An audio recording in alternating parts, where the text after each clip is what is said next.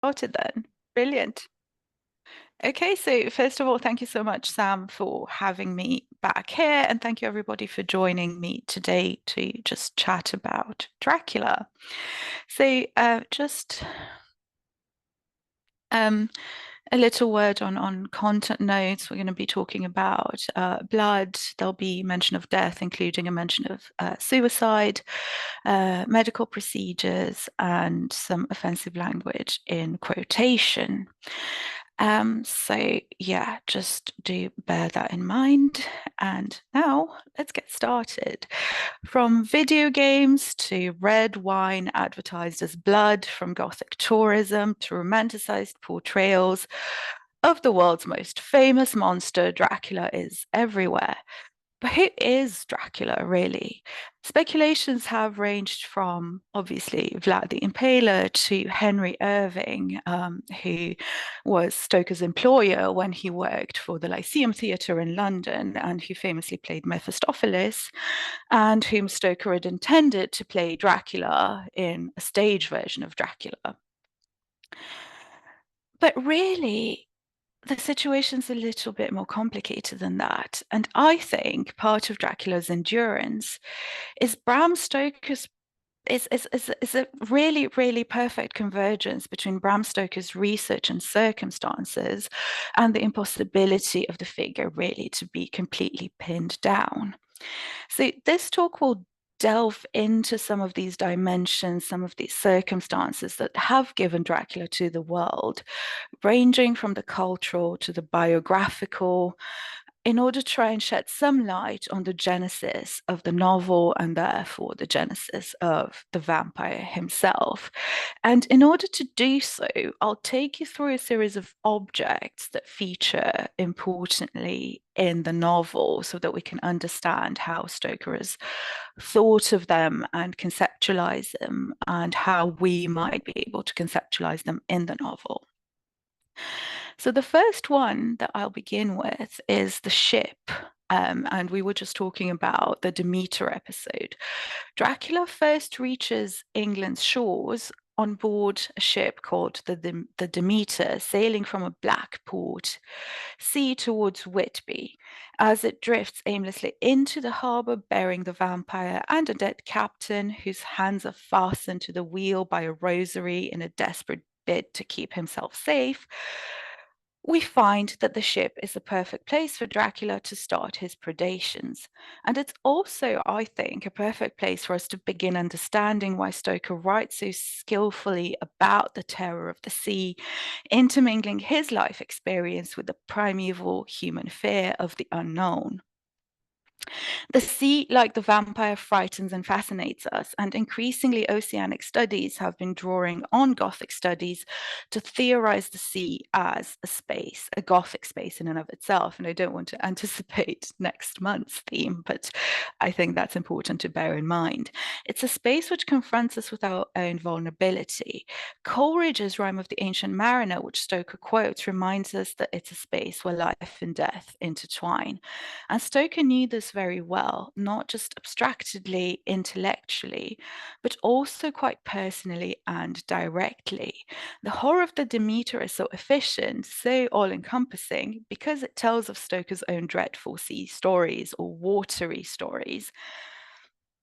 So, on a daily basis, between work and home, he was working at the Lyceum Theatre in London. Stoker would take a ferry across the Thames, crossing it back and forth, so twice a day, every day. Now, on the 14th of September, 1882, while he was on the ferry, he saw an elderly man jump overboard into the Thames, not unlike the Demeter's mate who jumps overboard. This was a suicide attempt. As soon as Stoker saw it, he courageously followed into the Thames. He stripped off his coat and dived into the infested waters to rescue the man, although unfortunately he did die shortly after. Now, Stoker's heroic act was awarded with a bronze medal by the Royal Humane Society, and the entr'acte wrote about how lucky Irving was to, I quote, have a muscular Christian like Mr. Bram Stoker managing the Lyceum, for he was sure to come to the rescue of Irving himself.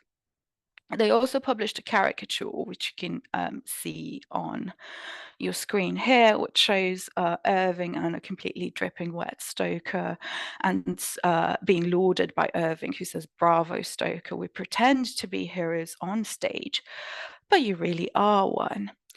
But Stoker's engagement with the horrors of the sea does not end there. It also extends to the experience that his wife Florence and his son Noel had in 1887 when they were on board a steamship called Victoria, and they were leaving New Haven and were bound for Dieppe. Now, during the night, the dead of the night, the ship crashed against rocks and it drowned some 20 passengers. So Florence Stoker, Stoker's wife, described it in terms of agonizing shrieks echoing across the ship as it was slowly sinking into the water, and she described the sea seemingly creeping towards them. So this is the kind of background that Stoker taps into when he's writing the Demeter episode. But interestingly enough, he's interlacing these intimate experiences of the sea's danger with his studious knowledge of local Whitby legends to find the perfect storm of local flavor and universal human fear. In 1890, so 3 years after the accident, which almost claimed the lives of his wife and son, Stoker vacationed in Whitby. He spent his time there reading about a real-life wreck of a ship called the Dimitri during a sea storm on the Yorkshire coast, and also chatting to locals about their tales of sea hauntings and their legends of sea monsters, very much like Mina does in Dracula as she chats to Mr. Swales. He also read the documents of the Coast Guard and researched nautical slang and terminology there. He broadened his knowledge of spectral sea tales by reading such books as Henry Lee's Sea Fables Explained and Sea Monsters Unmasked, and Bassett's Legend and Superstitions of the Sea and Sailors. All of these finally, again, translating into the figure of Mr. Swales in Whitby, who's a bit of a walking encyclopedia of local Whitby legends and tales. So the next object that I want to focus on is the library. And we know that when Jonathan Harker arrives at Castle Dracula in Transylvania, he founds the Count exploring all kinds of weird books. The books were of the most varied kind: history, geography, politics, political economy, botany, geology, law, all relating to England and English life and customs and manners. Now, Bram Stoker himself is a bit of Dracula from this point of view, because Bram Stoker researched tremendously in order to produce the kind of knowledge that gives us Dracula. Bram Stoker was what we might call today a bit of a history nerd. He studied famously at London Library, at Whitby Library, but also importantly at Marsh's Library in Dublin, where his fellow Irish Gothic writer Charles Robert Maturin had also studied. So we're lucky enough to have some records of the books that he took out as a young man. He was about 18 when he was going to Marsh's Library. And these included, for example, the Atlas Geographus, or a complete system of geography. But interestingly enough, he only requested to see the second volume out of a 5-volume set. And this second volume included entries on France, Italy, Iberia, but also Hungary and Turkey. So he's already imagining this Central Eastern European space there. He's looking at it. Although Stoker never went to Transylvania himself, he did very much research both the space and the legends. Now, before arriving at the idea of Dracula, Stoker had been planning the novel for a long time, for years, but he had intended to call the character quite comically Count Vampire. And to set the text in Styria, which is a state in southeast Austria, following the example of another fellow Irish Gothic writer, Joseph Sheridan Le Fanu, who employs that same location in his 1872 novella Carmilla. On one of Stoker's working notes on Dracula, which is dated on the 14th of March, 1890, we can see that he had scribbled Styria to London as essentially the route, the journey that the Count would take. At a later but unknown date, we can see that he's crossed out Styria and written above it Transylvania. We do not know exactly when this particular shift from Styria to Transylvania happened, but we do know when Stoker switched from Count Vampire or Vampire to Count Dracula. And that's on that same trip to Whitby that I've just been talking to you about. Because, as I mentioned, he was looking at sea legends and sea tales in Whitby Library. But incidentally, he also at Whitby Library found a book called The Accounts of Principalities of Wallachia and Moldavia. And here he read about the history of Wallachia and Moldavia, which are both in present-day Romania. And he found a little note, a footnote in this book that said, Voivod Dracula in the Wallachian language means devil. Wallachians were accustomed to give it as a surname to any person who rendered himself conspicuous, either by courage, cruel actions, or cunning. So it seems as if Stoker, and that this is not, that the footnote that we get in this book is not correct. Dracula is not given as a surname to anybody who's strangely heroic or terrifying. But this is what Stoker seems to take from that book. So very historicized accounts that link Dracula to Vlad the Impaler, who was called Vlad Dracula. That is the son of the dragon because he belonged to the Order of the Dragon. So the historicity of this link does not quite hold under the fact that Stoker seems to have believed that really it's a bit of a kind of nickname for anybody who distinguishes themselves through really cruel actions. Also, importantly, as we see from this consultation at Whitby Library, we know that it's clear that Stoker was aware that Dracula was a Wallachian ruler rather than a Transylvanian one, right? So today, the epicenter of Romania's Gothic tourism is Bran Castle in Transylvania and the city of Brasov. But historians believe that the historical Vlad Dracula never set foot there, actually. So to historicize Stoker's choice of imagining Dracula in Transylvania, the critics Florescu and McNally observed that in a broad sense, Stoker was quite correct in setting his Dracula story in Transylvania, even though he located his fictional castle to the northeast, miles away from the old German fortified town of Strasbourg, or Sighișoara in Romanian. And they base this also on the fact that Stoker consulted these maps of the area available not only at Marsh's Library, but also later at the British Museum Library in London.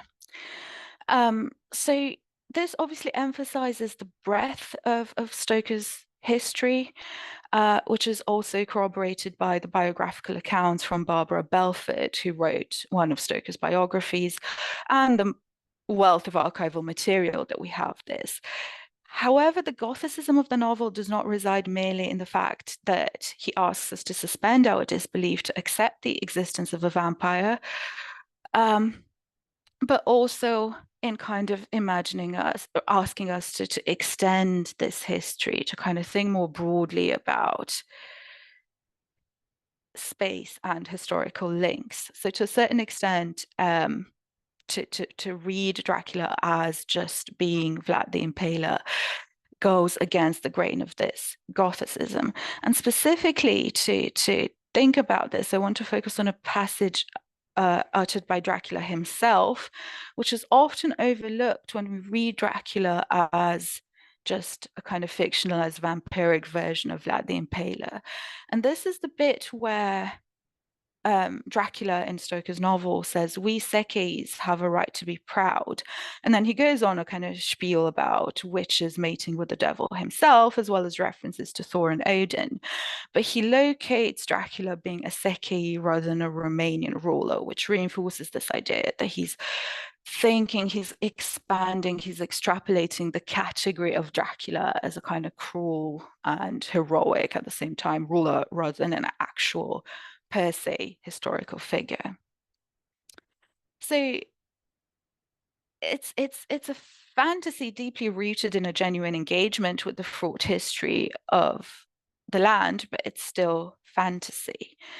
So from the library, I now want to take you to the famous Castle Dracula, which, as I've just pointed out, is not Bran Castle. And in fact, there is no historical castle that we can really pinpoint to say, yes, this is definitely the one that Stoker had in mind, and reminded that Stoker never actually traveled to Transylvania.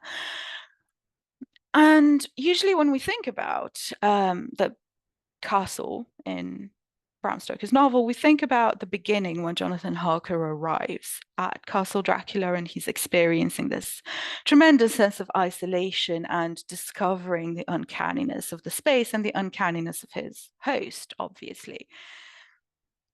But in terms of book history and in terms of thinking about the genesis of the novel itself, we have evidence that Bram Stoker had intended to completely to have a completely different ending to the novel that would have seen Castle Dracula completely blown to pieces. So I'm going to read out a little bit of what it would have looked like. So the Castle of Dracula now stood out against the red sun, and every stone of its broken battlements was articulated against the light. As we looked there, came a terrible convulsion of the earth, so that it seemed to rock to and fro and fall to that we seemed to rock to and fro and fall to our knees. At the same moment, with a roar which seemed to shake the very heavens and whole castle, and the rock and even the hill on which it stood seemed to rise into the air and scatter in fragments, while a mighty cloud of black and yellow smoke, volume on volume, in rolling grandeur, was shot upwards with inconceivable rapidity. Then there was a stillness in nature. Of the echoes of that thunderous report seemed to come as with the hollow boom of a thunder clap, the long reverberating roll which seemed in as though the floors of heaven shook, then down in a mighty ruin falling whence they rose, the fragments that had been tossed skyward in the cataclysm. So this is how Stoker had intended to end the novel. We don't exactly know why he changed it, and we don't exactly know whether this is his own choice or his publisher pushing him to change this ending. But we do have a typescript of a manuscript where we see this particular bit that I've just read out to you basically crossed out. So when we read Dracula as a whole piece in and of itself, I think it's quite interesting to think about the tremendously different ending that Stoker would have wanted us initially to get. And I think it's also interesting to think about how this is potentially there to address the sensibilities of a late Victorian readership. We know also from his other novel, well, one of his other novels called The Jewel of Seven Stars, that he had initially published a really unhappy and somewhat shocking and horrific ending. And then upon the republication of the novel, his editor said, "This is really not good, you need to change it." So to appease his editor and his readership, Stoker changed it. So I think that to some extent challenges the authority that we give to the written text when it comes particularly to Bram Stoker and his yeah, endings and the way he wants us to think about Dracula and to think about the ending of the novel. The next object that I want to take you to is the transfusion kit. Greta de Pledge famously says, wherever there is a vampire, a doctor is never too far away. And so if I ask you to take a minute and think about what genre Dracula is, feel free to pop it in the chat if you want. And I would venture to guess that terms such as gothic, fantasy, horror would come to mind. But what if I told you that Dracula is also a novel of medical realism, or at least that Stoker had intended it to be so?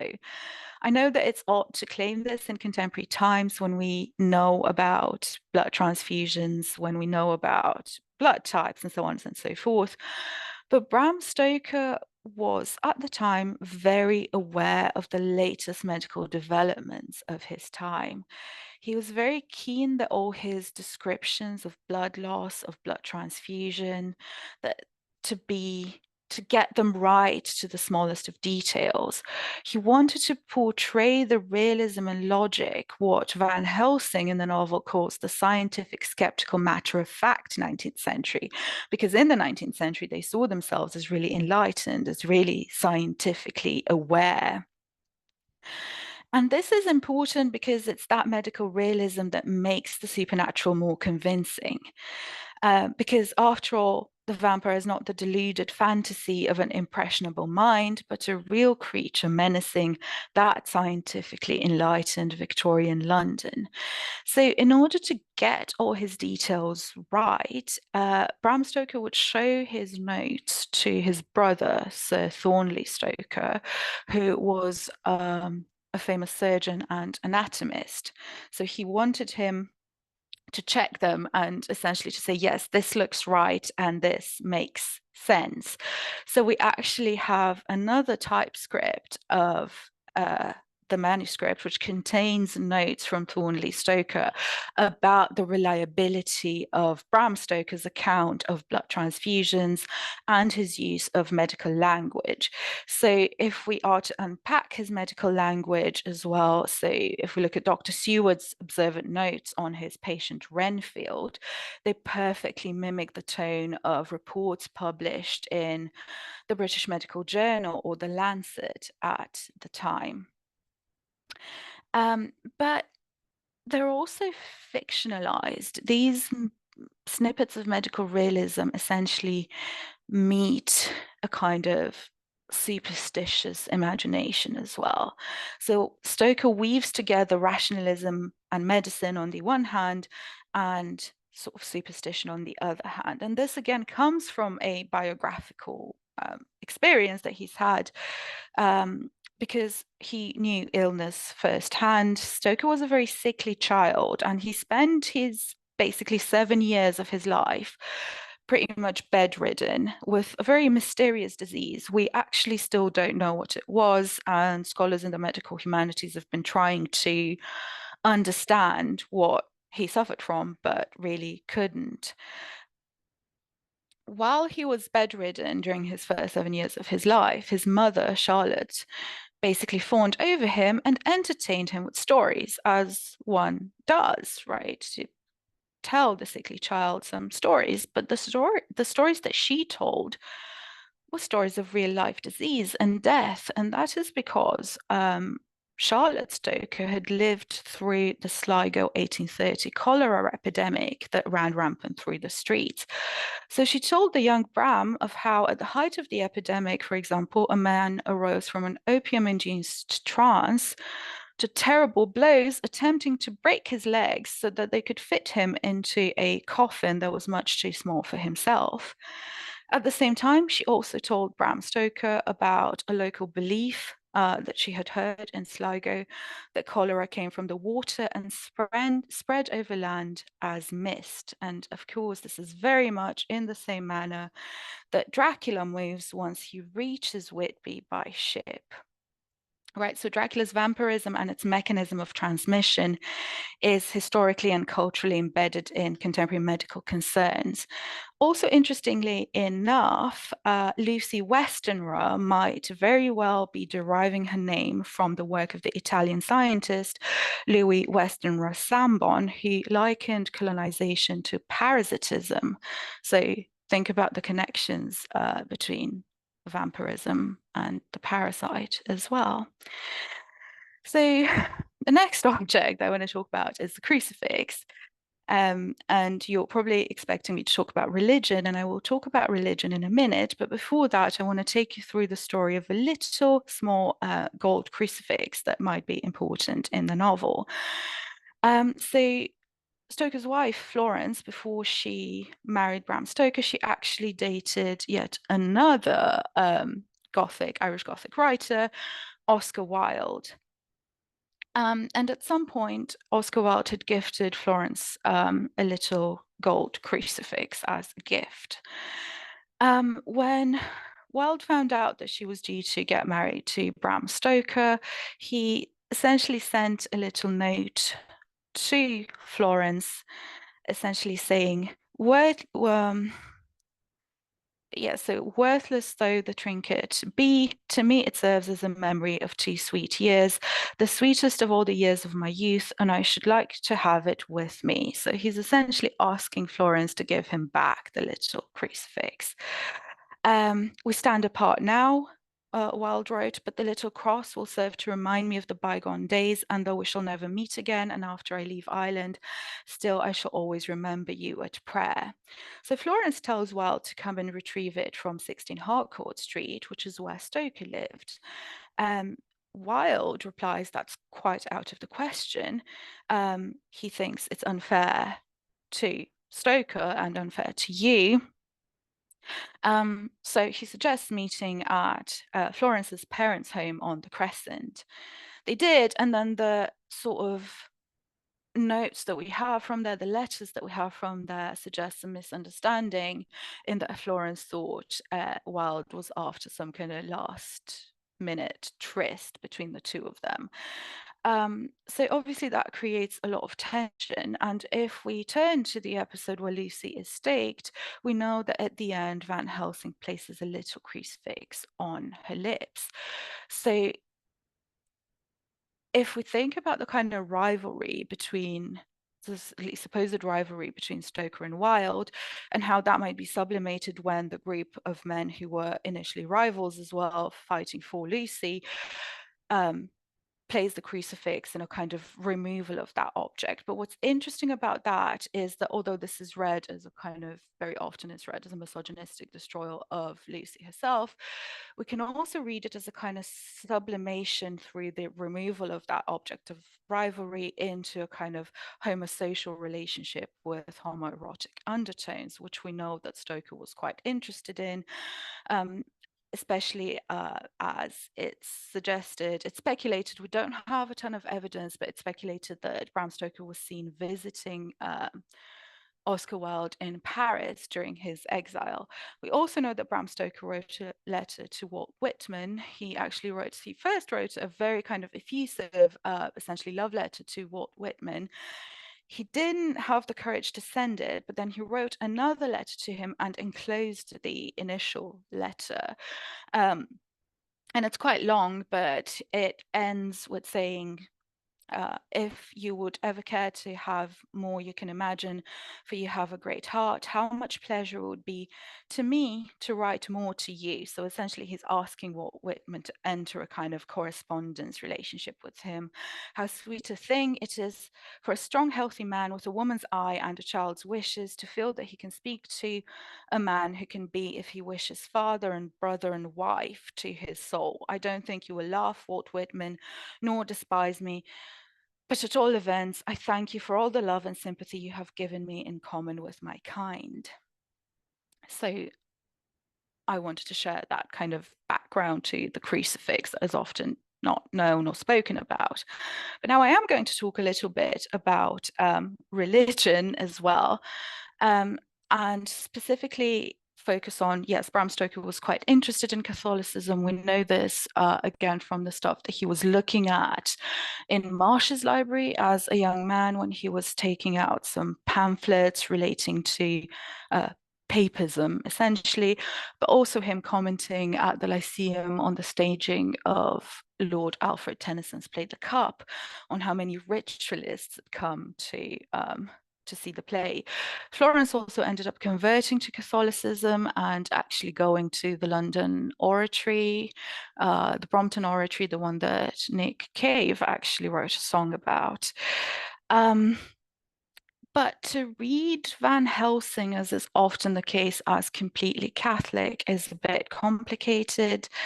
And if we look at, for example, the passage where Jonathan Harker is given the little crucifix by a local young woman, it is actually very complicated to identify what religion and what kind of ethnic background the young woman has. So we know that she's not German because she's she seems to have lost her grip of what German she knew. And the tendency is essentially to read her as kind of Romanian Orthodox, but at the same time, she's taking the crucifix, or the rosary, as is described, from round her neck and saying, "For your mother's sake," and Marian devotion through the rosary is not part of Eastern Orthodox tradition. So what Stoker is doing is complicating all these very clear boundaries. And he's complicating all these clear boundaries once again because he's been reading not only about Catholicism, but he's been reading about Eastern Orthodoxy. He's in touch with Gladstone, who's trying to champion ecumenical relationships between the Western churches and the Eastern churches as well. And importantly, also, the religious picture of the novel is complicated once again by the involvement of superstition. So the next object that I want to talk a little bit about is the garlic flower. To this day in Romania, and this happens on St. Andrew's Eve, people will put wreaths of garlic on the window sills and on the doors to keep at bay the strigoi, which is essentially a vampire or quasi-vampiric figure. And there are loads of types of the strigoi. Did Bram Stoker know about this? Yes, he did. And he did because we know that he studied and he read quite diligently a book called Transylvanian Superstitions and The Land Across the Forest. But Transylvania literally means across the forest, trans and Sylvania, silver meaning forest, in which Emily Gerard goes into a lot of detail about the superstitions practiced by people in Transylvania. Now, Emily Gerard was married to someone who was stationed there. Obviously, she was not from Transylvania herself, so she doesn't always get it right. She does get the garlic bit right, and she describes how but she goes through essentially saying that when a strigoi is found, it will continue to suck the blood of other innocent people, and I'm quoting from her now, till the spirit has been exorcised, either by opening the grave of the person suspected and driving a stake through the corpse or firing a pistol shot into the coffin. In very obstinate cases, it is further recommended to cut off the head and replace it in the coffin with a mouth filled with garlic, or to extract the heart and burn it, strewing the ashes over the grave. And cutting off the head and replacing it in the coffin with the mouth filled with garlic is exactly what happens to Lucy in Dracula. It's also from this book on Transylvanian superstitions that Bram Stoker gets the word Nosferatu, which is used by Emily Gerard, who says, "More decidedly evil, however, is the vampire or Nosferatu, in whom every Romanian peasant believes as firmly as he does in heaven or hell." Nosferatu is not actually a word in the Romanian language, so it is something that Emily Gerard is likely to have misheard and reproduced it wrongly. And Stoker takes it kind of secondhand from Emily Gerard, and then we end up still with this kind of famous word that's given us a famous movie and that we still enjoy today.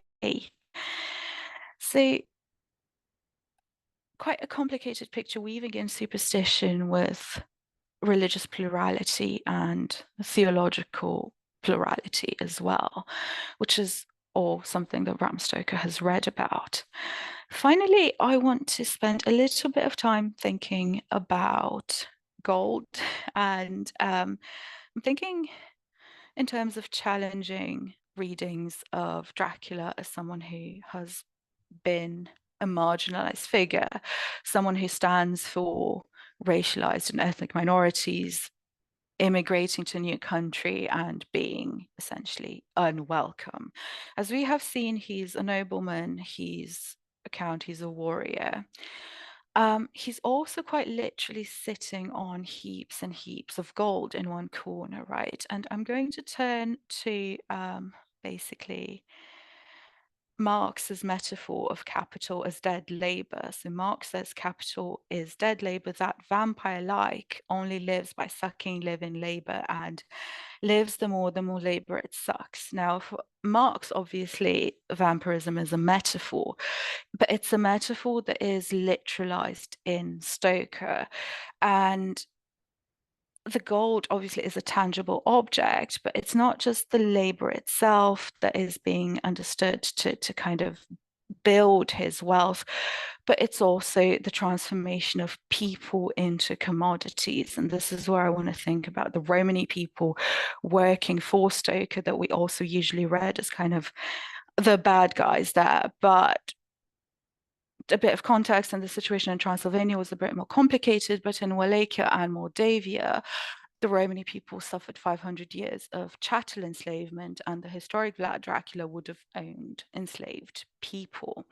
So once again, this is a history that Bram Stoker is tapping into when he talks about, he says, and I quote from basically Jonathan Harker's diary, "These Tsigani are gypsies. I have notes of them in my book." So what we get is Jonathan Harker essentially taking notes, a bit like Stoker himself, studying their history, and then he goes on to say that they speak a variety of the Romany tongue. So once again, an awareness of this kind of history and a problematization of the relationship between the Count and the enslaved people.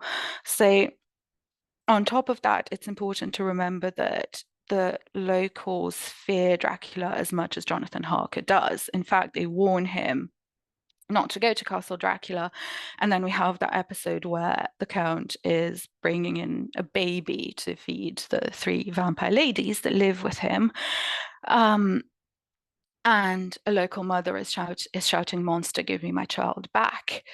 So this is clearly intended to be a monstrous figure, and a monstrous figure that also thrives on economic depredations, on essentially turning people into food, but turning people into commodities in doing that as well, with echoes of enslavement as well. So there's that background that comes into it, and that's a background that also takes us back to the history of vampire literature in English, back to figures such as Countess Karnstein in Joseph Sheridan Le Fanu's Carmilla, but also Sir Varney the vampire, Lord Ruthven. So once again, a penchant of vampire literature to think of the vampire in terms of an aristocratic figure who exploits economically and in terms of physicality the people he comes into contact with. But also under gold, I want to talk a little bit about kind of book history idea, because we know Dracula today not to have been out of print ever, and it's one of the most famous novels. It's got numerous adaptations. It continues to live vampirically, almost like the Count itself. It's a novel that will not die. However, at the time of its publication, Dracula was not tremendously popular. The initial printing was about 3,000 copies.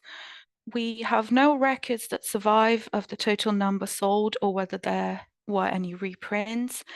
The next printing that we know was a Constable paperback in 1901. but also at the time, no American publisher wanted to publish Dracula, even though Stoker had published with Harper and Appleton before, and it just wasn't a hit. It didn't make the kind of dent in the market that Stoker would have hoped for. Um, we have a little letter, so we know that Stoker sent some of the copies from the first printing to some of his friends and also to his mother. And his mother replied saying, I quote, "My dear, it is splendid, 1,000 miles beyond anything you have written before, and I feel certain will place you very high in the writers of the day.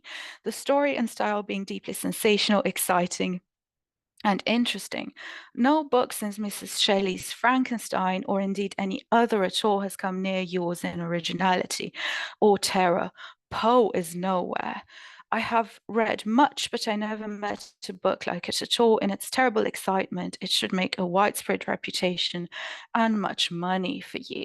But again, it doesn't make much money for Stoker as he lives. It makes much money to the Stoker estate afterwards, but it doesn't make that kind of splash in the market. And I think that's quite interesting to remember in terms of kind of contextualizing and historicizing the book. And I'll stop here. And Sam, if you can stop the recording, and then I can actually show those photos that I can't show due to copyright.